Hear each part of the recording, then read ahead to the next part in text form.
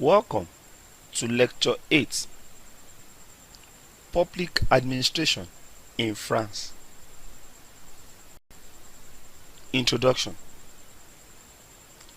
In this section, we shall focus on public administration in France. Basically, French politics is characterized by suspicion of the ruling class and a party system that is rife with division. These problems were responsible for the frequent collapse of previous French republics. In the event of the collapse of government in France, it is the public administration system that holds the country together, preventing it from slipping into utter chaos. The public administrative system in France, as attempted to show in the case of the UK, has been enormously shaped by certain historical developments. The emphasis on centralized authority in previous republics has also shaped the way power is shared between the central and regional and sub-regional entities. We shall explore these issues in detail in the next section. Course objectives. At the end of this lecture, you should be able to 1. Give a brief overview of the context or ecology of public administration. 2. Explain the characteristics of the French civil service. 4. Discuss the centrality of the Grand Corps to development and administration in France. And 4. Discuss the principal features of subnational government in France. Governance environment of public administration. Brief history. France's history has been marked by chaos and crisis. Beginning with the French Revolution in 1789. The revolution marked a turning point in France's political history, as it marked one of the most effective challenges on absolute monarchical rule on the continent of Europe. In the context of public administration, the French Revolution of 1789 deepened centralization of state power, although one significant achievement was division of France into departments controlled from Paris, which made France the most uniformly and effectively administered country,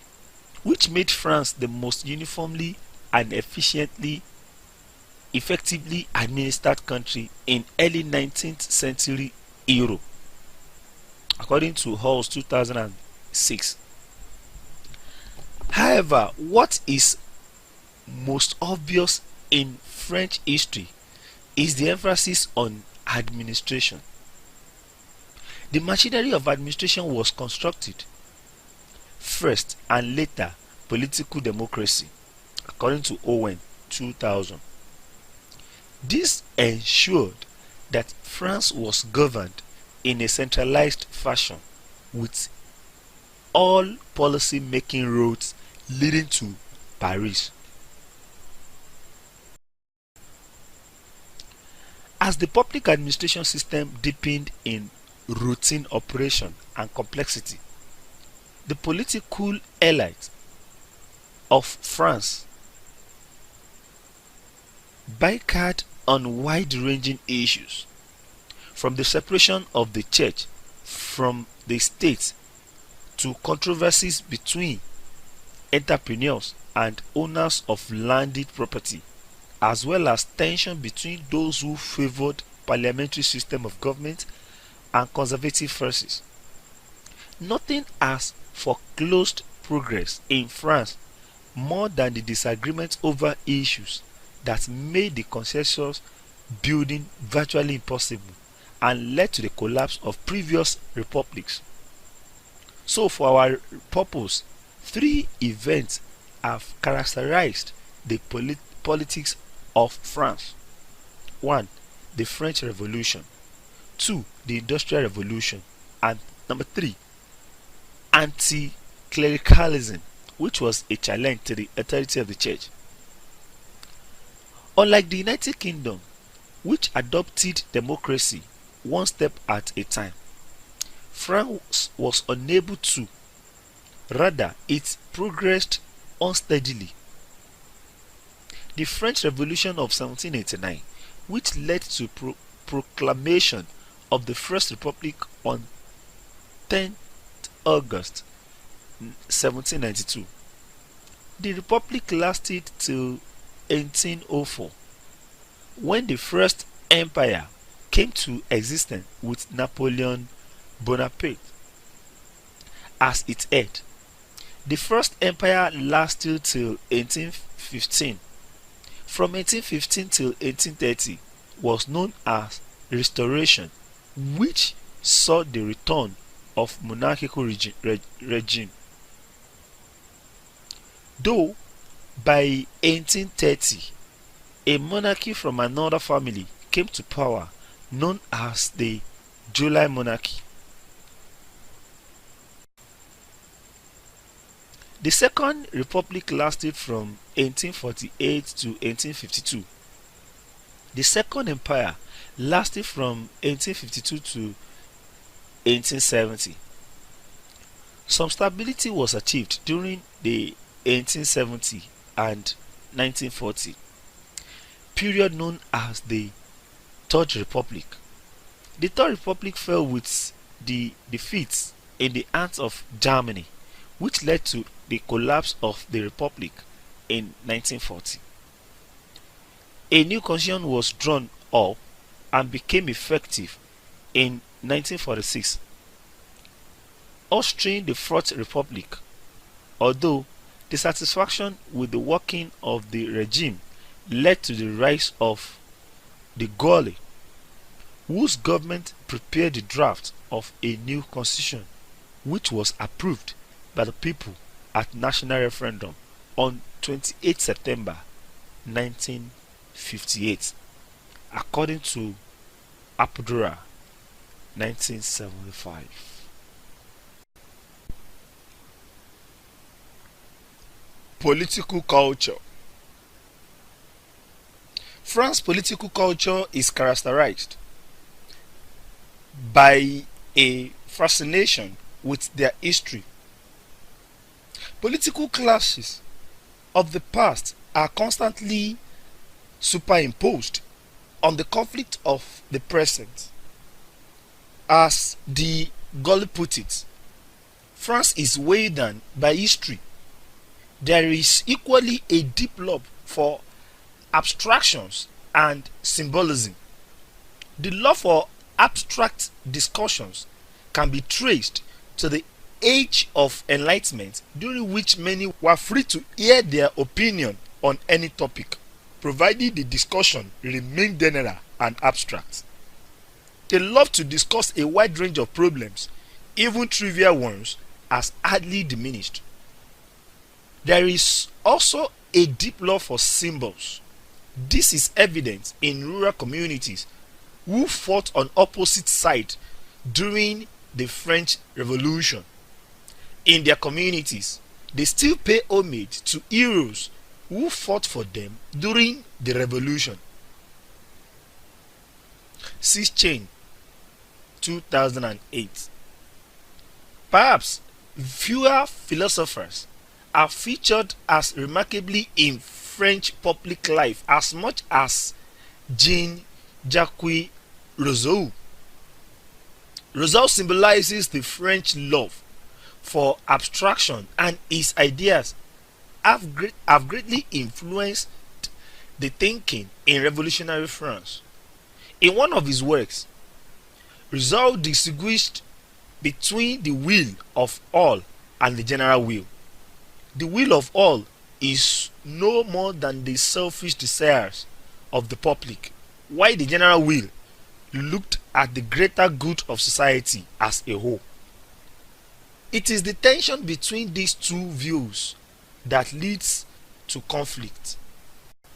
Politicians, particularly, are wont to view the societal interest in narrow terms as defined by higher interest or by parties and pressure groups.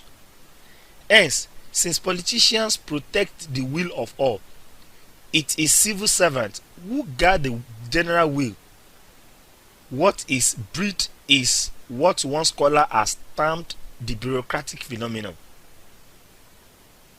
In other words, the state becomes increasingly out of touch with development in the political environment, and the result may be protest or riot, not unfamiliar in French public life. On the other hand, it can equally lend the state the strength and confidence to carry on functioning during the failure of leadership of the elected politicians.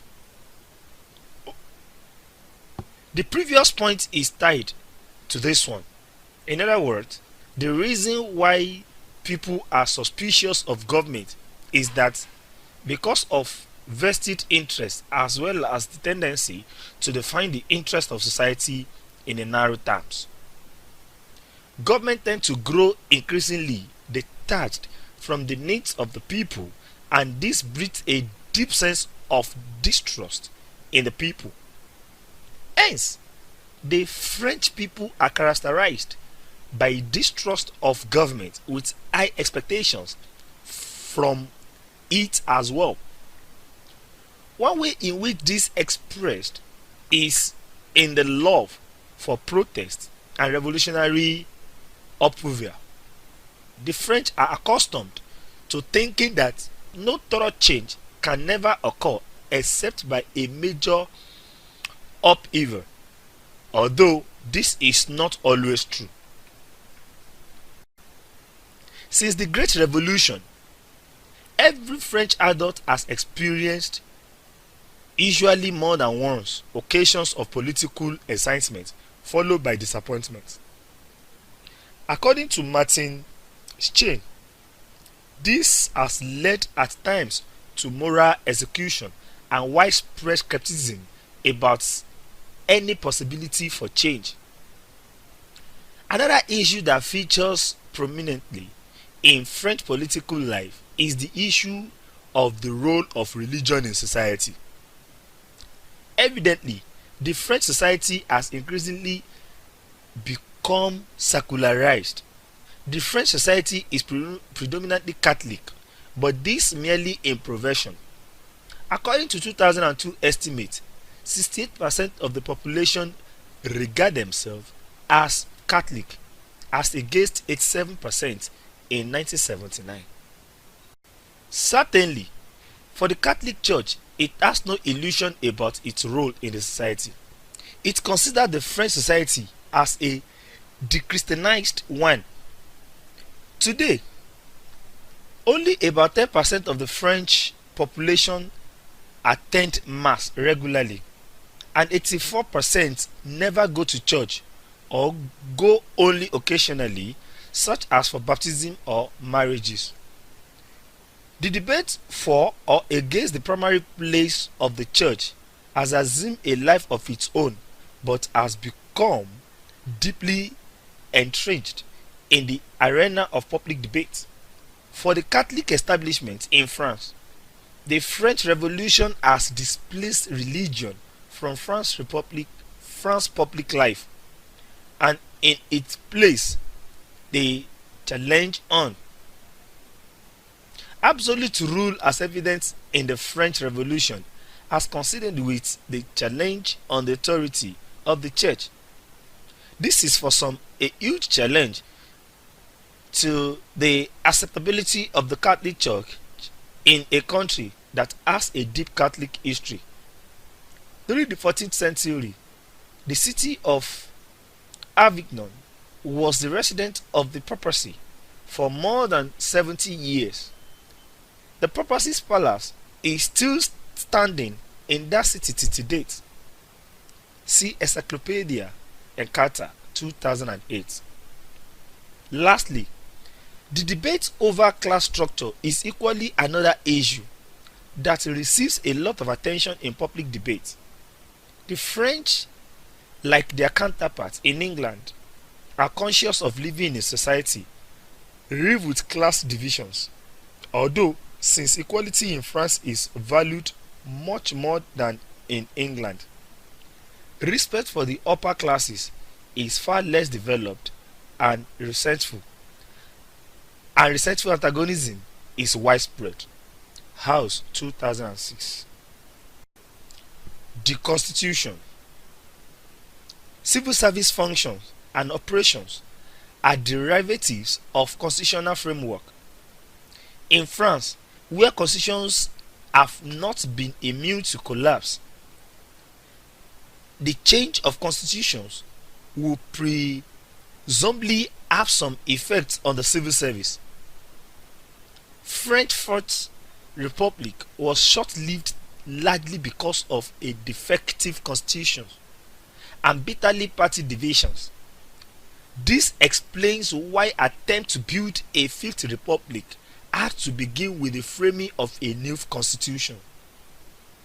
The Fifth Republic constitution placed premium on executive stability. That is, a government capable of instituting and implementing policy directions without being held back by ideological and party squabbles. The way out, as was a presidential system, where the president is the head of the executive and who obtained his mandate from the fact of having been elected by the people rather than by the parliament. On the other hand, the elected parliament, as with previous republics, will continue, and the prime minister and government will continue to rely on parliamentary support and approval. This system can be referred to as an hybridized system that seeks to combine the features of a presidential system with the features of a parliamentary system. To understand this properly, it is important you compare this system with the presidential system in the United States to the parliamentary system in the United Kingdom. Thus, the system may be regarded as partly presidential and partly parliamentary. Basically, the 1958 or Fifth Republic Constitution has been successful in achieving its aim. This is explained by certain reserved powers which the president possesses. He can, for example, dissolve the assembly, and there are various procedural hurdles which prevent the assembly from making life too difficult for the executive. That is, for more on the constitution, read the French Republic in Apollodorus, The Substance of Politics, 1975. Overview of the machinery of government. France has an unusual executive structure in the European context. Having a president who is powerful and directly elected, executive power is vested jointly in the president and cabinet, that is, council of ministers. Usually, the president asks a senior legislature in his or her own party to head a cabinet, which can be a single party administration or a coalition. Unlike previous constitutions that gave the parliament too many powers, the 1958 constitution was a departure. As a result, the National Assembly is ineffective when it comes to overseeing the actions of the government or the president. The constitution specifies the areas in which parliament can legislate and allow the government to act by decree in all other areas. and it contains many other devices to guarantee the dominance of the government over parliament. France has a bicameral legislature, the National Assembly and the Senate. As the legislative branch of government, parliament is engaged primarily in the debate and adoption of laws. Legislation regarding to government revenues and expenditures is especially important. Another principal duty of parliament The other principal duty of parliament is to oversee the government's exercise executive authority. Although he has earlier mentioned parliament's capacity to execute this role has been severely watered down by the constitution. In principle, the National Assembly and Senate are equal, but in real power terms, the power equation is in favor of the National Assembly, since the Senate can only delay but cannot prevent the passage of legislation. If the two chambers disagree on a bill, final decision rests with the National Assembly, which may either accept the Senate version or, after a specified period, readopt its own. The judiciary has been empowered under the 1958 Constitution through the Constitutional Council to determine the validity of national elections, referenda, legislation, and parliamentary procedures. The French judiciary has two main branches. One branch of courts hears administrative cases, that is, cases involving disputes over government regulations, while another branch hears civil and criminal cases. Adams, Jordan, Bekov, and Kaiser, 2009. Salient features of the public administration system. The civil service. The background given so far gives the impression that France is a country characterized by political turmoil. Yet, in the midst of all of this, the French civil service, particularly at its most senior levels, appears to offer a marked contrast in the periods of political instability, as we have noted earlier. It is the bureaucracy that has held the country together. Although, amongst the middle and lower level officials, there is a notable reputation for being uncooperative and inflexible. And it was this feature of the French civil service that led the French sociologist Crozier to describe the situation as a bureaucratic phenomenon. In contrast, the senior levels of the civil service has been seen as dynamic, innovative, confident, and highly trained. In its earlier days, the Fifth Republic was often referred to as the Civil Servant Republic. This was reflected in the fact that civil servants were often appointed to ministerial office, made easier by the fact that the 1958 Constitution did not require and indeed forbade ministers from being members of National Assembly. Many French political leaders began their careers as civil servants and then moved into politics. E.g., former President Jacques Chirac.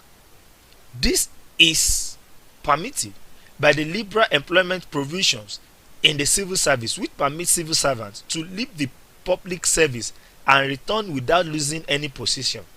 Thus, a civil service republic refers to a regime of political stability which will be able to provide the consistent executive backing which the civil servants needed if they were able to realize their full potentials.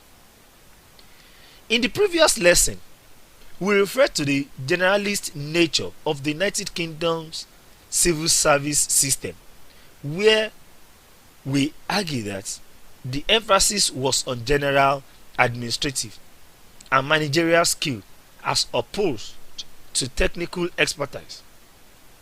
The French system, however, provides a contrast.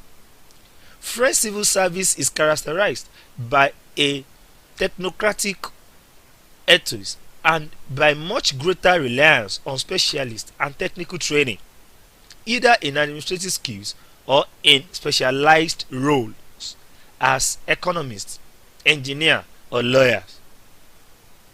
It is for these reasons that it has been argued that the only way to understand the French civil service is by appreciating the significance of the Great Corps. The civil service. So what do we mean by this assertion? 1. We mean that when we talk of a senior civil servant, we refer to one who works in one of the great corps. This means the only way to demonstrate your membership of the senior civil service is to demonstrate that you belong to one of the great corps. 2. Collectively, members of the great corps monopolize the most senior positions in the French public service. 3. There is a number of great corps such as the Council of State, the Court of Accounts, Financial Inspectorate, the Diplomatic Corps, and the Prefectural Corps. There are other technical vocations such as the Corps of Mining Engineering and the Corps of Road and Bridges. 4. When a person joins a corps, the corps provides a career structure. 5. The different corps has different functional responsibility, so that, for example, the prefectural function is carried out by members of the prefectural corps, while French diplomats are members of the diplomatic corps.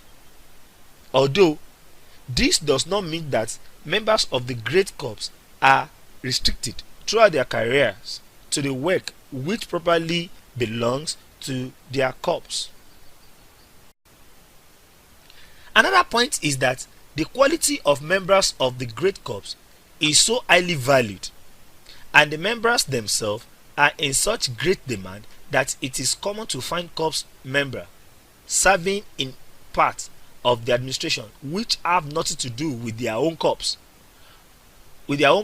original sphere of interest, such as occupying a position in a nationalized industry or being given sensitive or complex tasks to perform.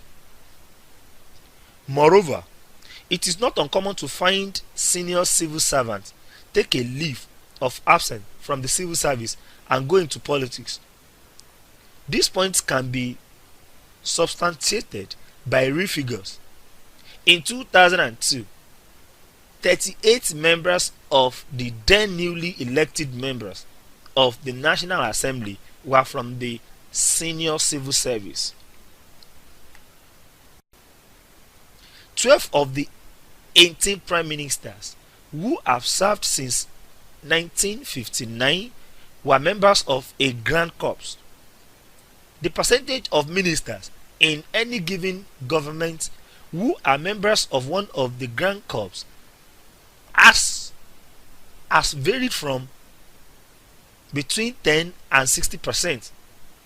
What we must note here is that the corps is at the heart of the French state, and this is evident in their growing preponderance as members of the ministerial private offices. For example, French foreign ministers, including the prime minister and their president, are each assisted by a group known as the ministers' cabinet, and many of the positions in cabinet are filled by great corps members on secondment. The size of the cabinet varies and depends on the level of the minister. It ranges from single figures for more junior ministers to several dozen for the president or prime minister. This characteristic of the French civil service must be noted against the backdrop of the British system, which has a permanent secretary who is a single point of contact between the politician and officials. Whereas in France, a ministry is organized into a number of directorates. Each of these is headed by a director general.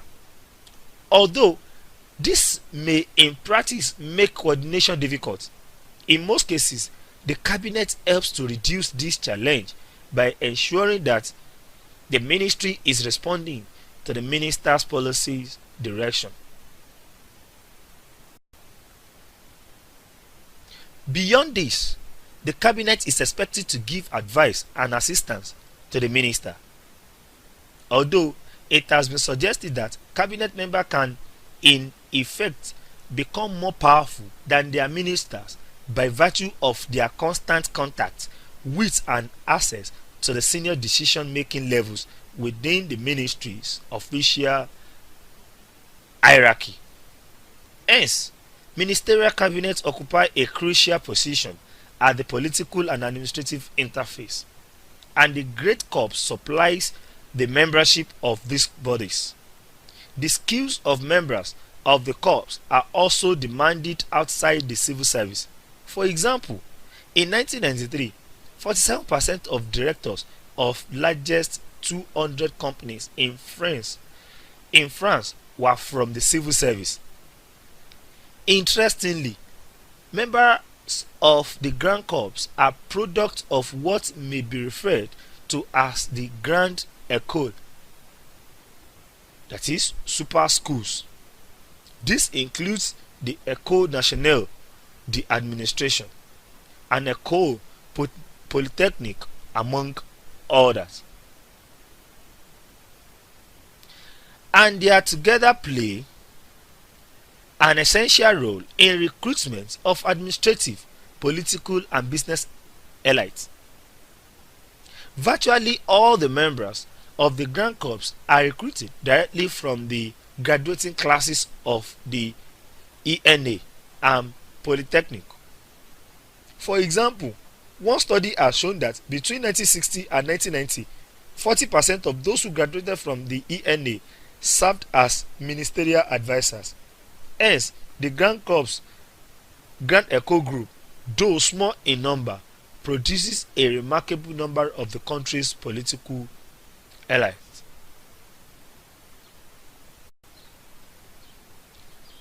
The relationship between Grand École and Grand Corps on the one hand and politics and business on the other hand, a point we have earlier demonstrated, provides a structure for an influential elite and survives changes in the political orientation of government. However, the emphasis of the both schools are different, as will become obvious shortly. Both schools provide education that are oriented towards technical expertise. In the case of the École Polytechnique, and non-technical training in the case of École Nationale d'Administration, that is the School of Administration known as the ENA. You can read more on this. See Ekanta Encyclopedia. To describe the important place of the Grand Écoles, a news magazine once described the graduates of the school as these princes who governed us, implying that they constituted a network comprising of people who had been molded by the school and imbued with a particular and shared view of government and the role of the states. Local and regional governments. The nature and operation of local and regional governments in France has been defined by efforts at devolution undertaken in 1960s and 1970s due to pressure for increased regional and local control. France is divided into 96 departments. each with an elected council and executive. Though in 1970, an important step in the development of sub-regional government was the establishment of 22 regions, thus creating a new layer of government. The 96 departments were thus grouped under these newly established regions. Each of these regions has an elected council and executive. Below, the departments are the communes, which are the lowest level of sub-regional government. These are 36,551 communes, out of which almost 33,000 French communes have a population of 2,000 inhabitants. And of these, more than 22,000 are fewer than 500. Since 1851, the number of communes in France has been reduced by only 400. The communes equally have their own councils and mayors. In 1982, President Francois Mitterrand initiated a major effort to transfer decision-making powers and budgetary authority to local and elected officials. Since then, regional and local governments have gradually gained control over a limited range of economic, social and cultural matters, according to Adams, Jordan, Bykov and Kaiser 2009. However, France has a different perception of local authority from the United States, where it is viewed as the bedrock of democracy. Indeed, the French often talk about local administration as opposed to local government, reflecting that the sub-regional authorities are still largely controlled by the central government. In another sense, this explains the unity of purpose which governments are supposed to have, such that the local administration is an integral part but do not possess a separate identity. In any case, this pattern of administration has not been rebuffed as an imposition. The presence and the role of the prefect was more often seen as positive and integrative. The departments are administered by an elected council which elects its own president. The council votes for a budget, provides departmental services such as health and welfare, and drafts local regulations. A representative of the national government, known as prefect, attends council meetings and is authorized to take steps to ensure public order, safety, and security. Prior to 1982, prefects had extensive authority and played a key role in centralizing decision making in the hands of the national government. However, since then, their powers have been limited to ensuring departmental policies do not conflict with national legislation. Regional governments have a primary focus, and this has to do with economic and social planning. Compared to the other levels of subnational government, the regions deliver few services to residents and employ few public officials.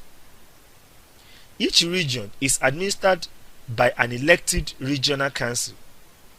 The president of the council, elected by the council from among its members, serves as the region's executive. A representative appointed by the national government speaks on behalf of the national government at council's meeting and directs national government services in the region. But more specifically, Regional governments were established to pursue strategic development by integrating the developmental efforts of the department since they were too numerous. It was for this reason that regional governments were endowed with regional councils and the full status of local authorities. Although, since regional prefects with authority over the areas of expertise of their ministry still work with the regional government, it has been argued that the regions have not really broken free of the French centralist tradition, and that was actors in their own right. They play a minor part in the policy making process. See Legat and John 1997 and Owen 2000. Finance and welfare. Public spending in France is on the average when compared with other developed countries. The economy is steered by the Ministry of Finance, but it consults and works alongside several other advisory bodies, including the Bank of France, the National Credit Council, and the Economic and Social Fund, as well as planning agencies. Although today, a considerable degree of financial independence has been jettisoned as a result of its membership of the European Union. France is a major player among the economies of the developed world. 4 decades ago, France was widely lauded for its economic planning, which was given most of the credit for its post-war economic transformation. This process was led by its civil servants, graduates of the Grand École, who staffed the Planning Commission. On the other hand, France has had its own fair share of economic challenges, particularly as its welfare system, which it instituted after the Second World War, came crashing down in the 1970s and 1980s as part of a global wave of decline across the Western world. Although economic planning was credited for the economic transformation in France, planning has not yielded much fruit in more recent times. Unlike in the United States, where business interests can and indeed does dictate the general interest, a trend that is better captured by the phrase, "What is good for the General Motors is good for America." In France, the state has felt entitled to initiate a vision of the shape of the France economy which may not privilege private sector interest, but rather promote the general welfare of the people, according to Owen 2000. In spite of this, France's welfare records have been on the average in terms of spreading the benefit of prosperity, particularly after the Second World War. In comparison to other European states, it has done relatively better in the reduction of the disparity between the rich and the poor. For instance, the percentage of income earners in the top 10% of incomes was higher than in Sweden, though lower than the UK and US and Germany. In 2001, the percentage of people in the lower 10% of income earners was lower than Sweden and Germany, but slightly higher than that of the United Kingdom or United States, according to Chain 2008. The income gap narrowed significantly between 1976 and 1981, although due to long-term unemployment in year 2004, the proportion of the new poor has increased. In comparison with the United States, cuts on welfare packages are lesser in France. Indeed, the population covered by health insurance has expanded and the proportion of spending to GDP has remained stable since 1984. However, due to the global financial meltdown and the ongoing Eurozone crisis, the French government has cut public spending to reduce its budget deficit. Summary: we have noted that France's history has been marked by chaos and crisis. Under such situation, it is the public administrative system that has held the country together. French civil service operates based on a technicalist orientation.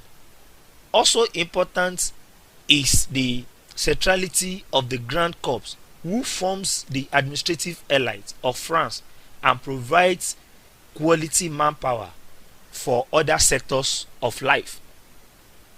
We have also dealt on the nature of subnational administration in France, particularly in reference to the regional government, which is a relatively recent addition to the constellation of regional authorities and has been empowered to oversee social and economic development at the departmental level, with the principal goal of coordination and developmental innovations of the department.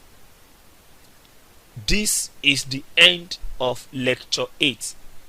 Thank you for listening.